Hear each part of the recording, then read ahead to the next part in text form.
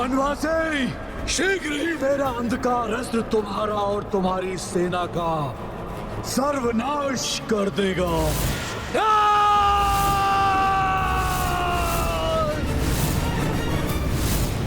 अब तो और भी तीव्रता से विस्तार हो रहा है इस महासंकट रूपी अंधकार का।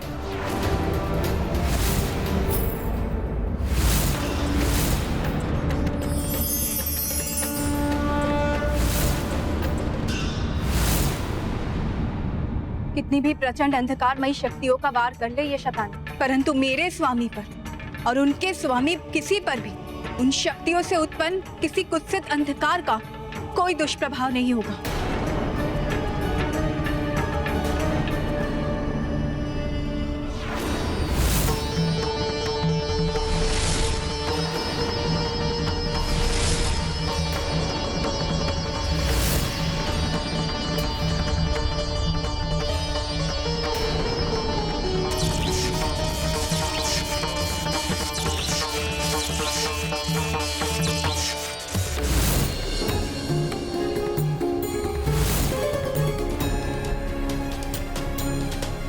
समय आने पर मेरा ये चीर आपकी सहायता करेगा, आपको हर क्षण स्मरण कराएगा कि कोई व्याकुलता से आपकी प्रतीक्षा में है।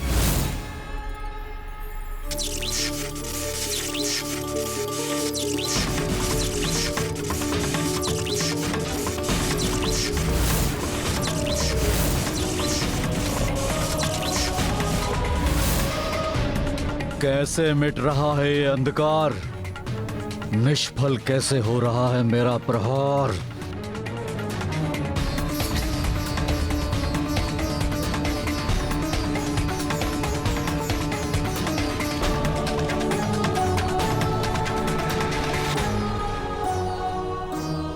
असाधारण पवित्र दिव्यता से परिपूर्ण उस आंचल का चीर है ये, जो पतिव्रत धर्म निभाते समय माता की ढाल बना।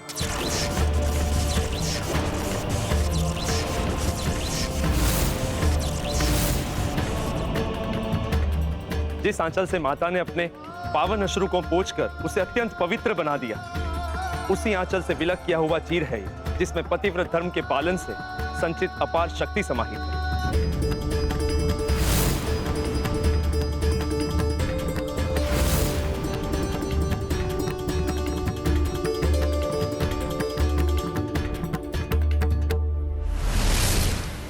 मेरी शक्ति का प्रभाव नष्ट कैसे हो गया? प्रभु श्री राम की, प्रभु श्री राम की।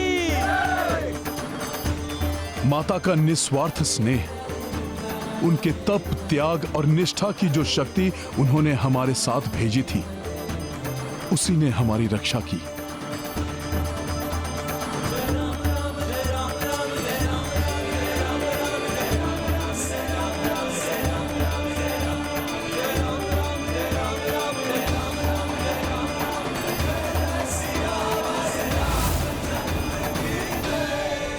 देवी जानकी के वस्त्र के चीर ने आने वाले भविष्य का संकेत दे दिया है कि देवी सीता से पृथक रहकर इस युद्ध में विजय प्राप्त नहीं कर सकेंगे श्री राम। और ये इस बात का भी संकेत है कि ये अधर्मी महाराक्षस अब अधिक समय तक प्रभु और देवी सीता की सम्मिलित शक्तियों से सुरक्षित नहीं रहेगा।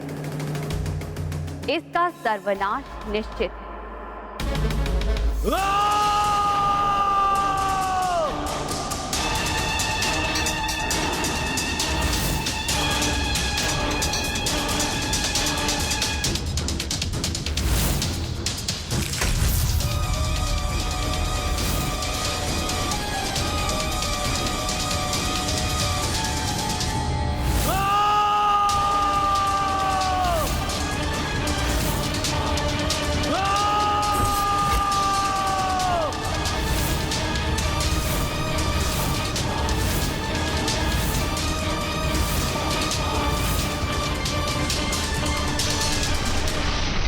भाभी माँ, शतानन की गर्जना उसकी बौखलाहट दर्शा रही है।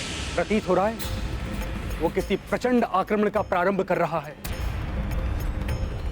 वो अंधकार तो नष्ट हुआ, किंतु प्रतीत होता है शैतानन की अंधकारमयी शक्तियों से उत्पन्न संकट अभी भी शेष है।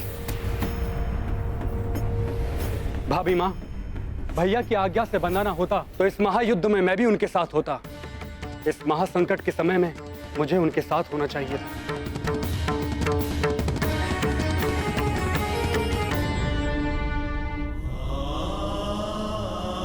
इसलिए पिछली बार के समान आप मुझे पुनः जाने की आज्ञा दीजिए।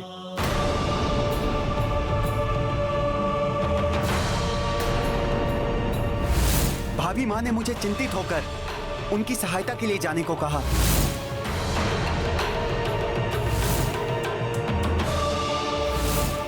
नहीं लक्ष्मण भैया, एक बार प्रभु इच्छा के विरुद्ध आपको जाने पर विवश कर इतने दीर्घकाल के लिए मैं प्रभु विरह की भागी बनी। पुनः उस विरह वेदना को नहीं सह सकूंगी मैं। मनुष्य को भूल से भी अपनी किसी भूल को नहीं दोहराना चाहिए, अपितु उससे सीख लेकर अपने भविष्य के निर्णय और व्यवहार में सुधार लाने की चेष्टा करनी चाहिए।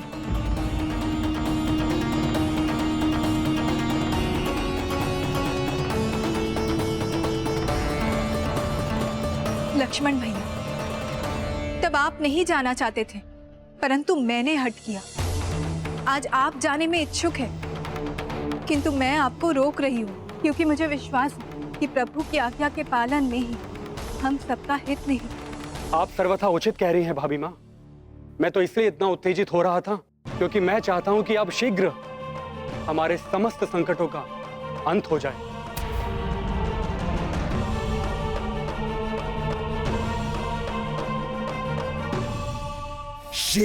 शीघ्र अंत होगा इस विनाशी युद्ध का।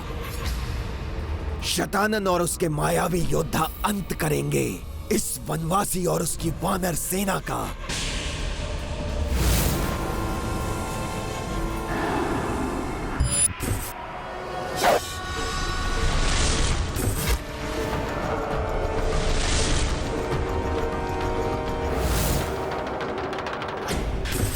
अगर मैं अपने वास्तविक रूप में आ जाऊंगा तो वो वानर और वो वनवासी हमें पहचान सकता है।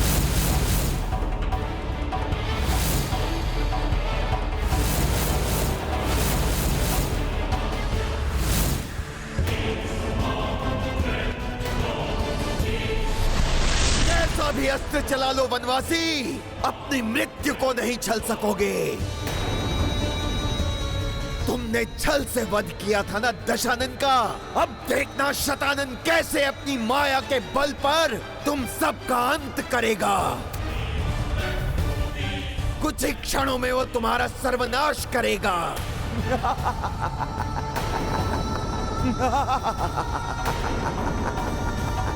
जिसके पश्चात लक्ष्मण और सीता का भी वध करवा दूंगा मैं उससे।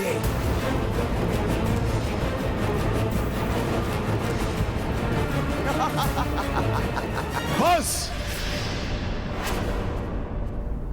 बहुत बोल चुके हो तुम।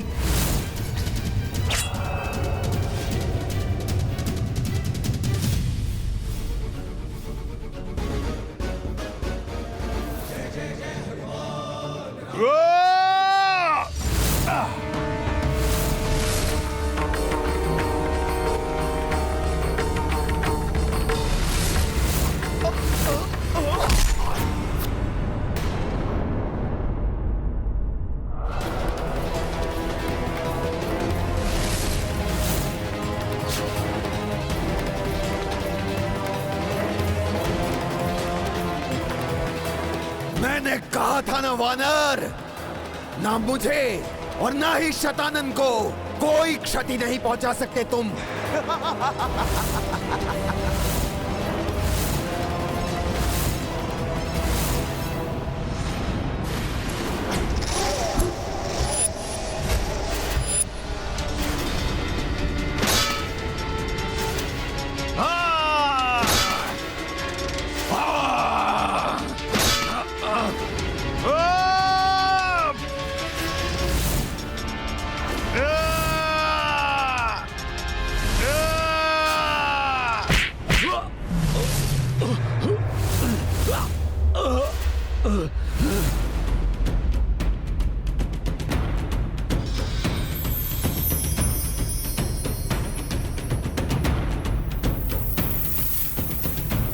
मेरे वार से एक और शतानन उत्पन्न नहीं हुआ, अपितु वो आहत हुआ। ये कैसे हुआ?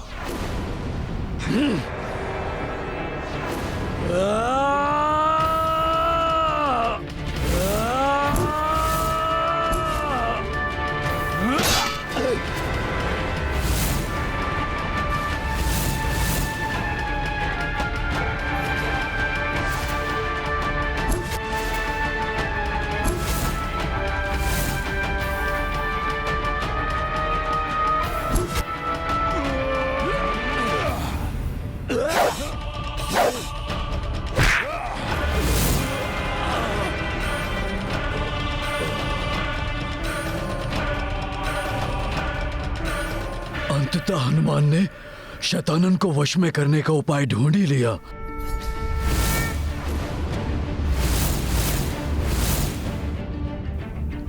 अब ये सेना कुछ नहीं कर सकेगी। इसे रोकने का उपाय प्राप्त हो गया मुझे। अपने इन सभी प्रतिरूपों के मध्य ही कहीं होगा वास्तविक शतानन रावण। अगर वो वेदना में है तो उसके प्रतिरूप ही होंगे। वो वास्तविक शतानन रावण ही मेरा लक्ष्य है।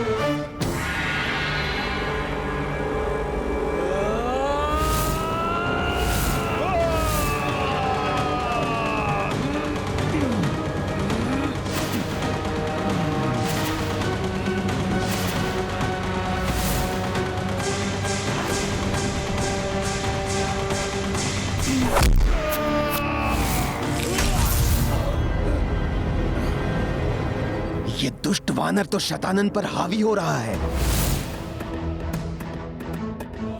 वानर!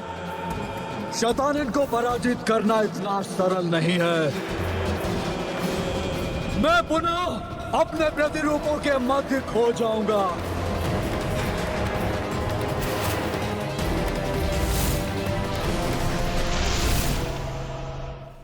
शतानन ने उस वानर का अंत क्यों नहीं किया? युद्ध छोड़कर कहां चला गया?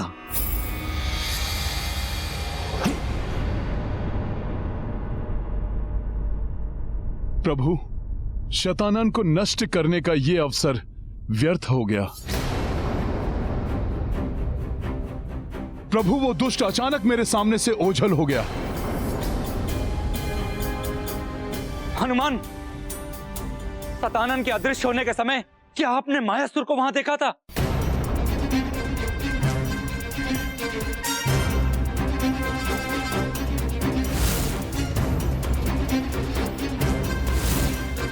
नहीं महाराज विभीषण। अर्थात वो दोनों एक साथ ही कहीं छिपे हैं। मुझे इसी बात की चिंता है प्रभु। मायावी प्रपंच रचने में प्रांगत मायासुर और शतानंद कहीं कुछ और महाविनाशकारी तो नहीं रचने जा रहे हैं।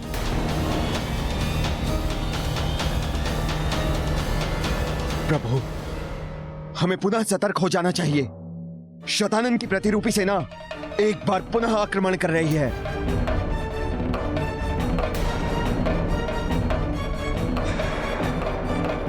जब तक वास्तविक शतानन का अंत नहीं होता, ये सभी ऐसे ही आक्रमण करते रहेंगे।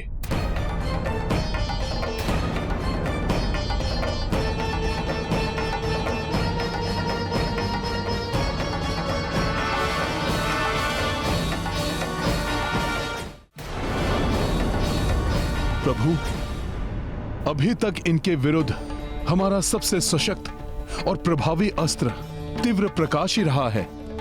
इसलिए यदि स्वयं प्रकाश पुंज आदित्य इस पुष्कल द्वीप पर अपना प्रकाश बिखेर दे तो ये सभी स्वतः नष्ट हो जाएंगे और इन सबको नष्ट होता देखकर वास्तविक शतानन को भी हमारे समक्ष प्रकट होना पड़ेगा। प्रभु, आपके एक आदेश पर एक नहीं सभी द्वादश आदित्य प्रस्तुत हो जाएंगे। महाराज सुग्रीव, एक साधारण नर होकर मैं उन्हें कैसे आदेश दे सकता हूं? प्रभु, आपकी लीला अपरंपार है। ये तो प्रभु सर्वज्ञात है। आप किसी भी अवस्था में अपनी मर्यादा का त्याग कदापि नहीं करेंगे। इसलिए आप आदेश नहीं देंगे, परंतु प्रभु आप पूजा कर उन्हें यहां पर उपस्थित होने का अनुरोध तो कर ही सकते हैं। प्रभु, उसमें तो मर्यादा का उल्लंघन नहीं है। जिस प्रकार आपकी प्रार्थना से माता प्रसन्न हुई,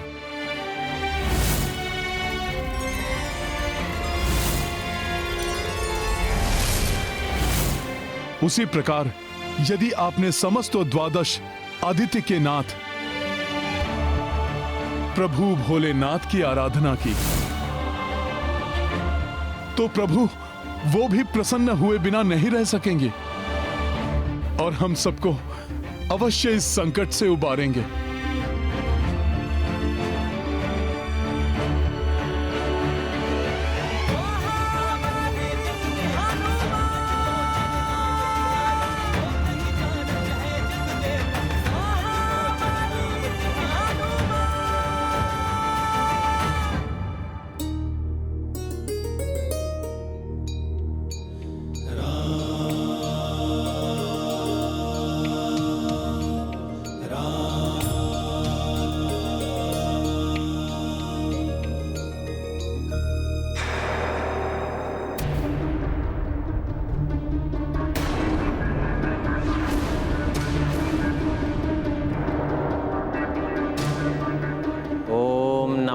शिवाय।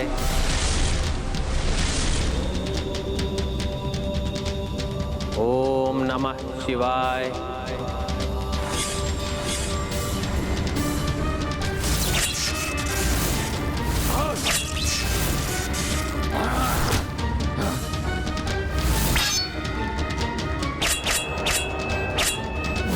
ओम नमः शिवाय।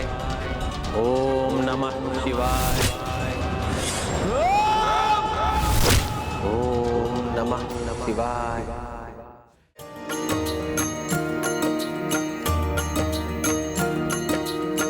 शिव पूजा करते रघुराई, राक्षस रोके सहस्त्रों आई। किंतु कपीसम भक्त हूँ जाके, काज करी को खंडित ताके। सिया राम जय हनुमान। आभाना करी अवध बिहारी, किस विध शंभु नहीं पधारे। जय शिव शंकर जय रघुनंदन, जय महावीरा केसरी नंदन।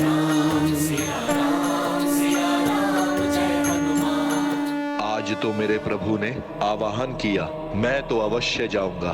ओम नमः शिवाय।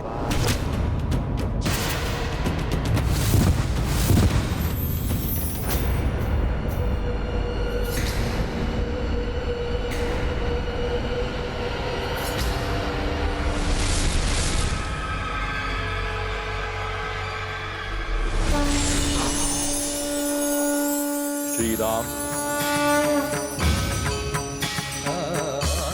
प्रणाम प्रभु। मुझे दर्शन देने के लिए आपको कोटि कोटि धन्यवाद।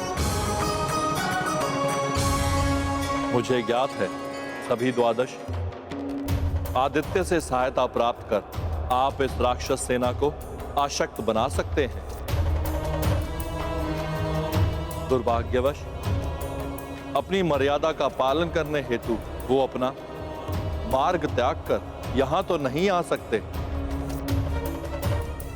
परंतु इस मार्ग से जाते समय वो अपना दिव्य तेज इस दिव्य द्वीप पर अवश्य केंद्रित कर सकते हैं। उनकी सहायता प्राप्त करने के लिए आपको मात्र उनके नाम का स्मरण करने की आवश्यकता होगी, परंतु स्मरण रहे सभी द्वादश मात्र एक ही बार आपकी सहायता कर सकते हैं, क्योंकि ये स्थान उनके मार्ग में एक ही बार आएगा और अंतिम आदित्य के प्रकाश की लालिमा क्षीण होने के पूर्व ही आपको वास्तविक शतानन के वध करने का उपाय ढूंढना होगा, अन्यथा वो अवजित रहने में सक्षम हो जाएगा।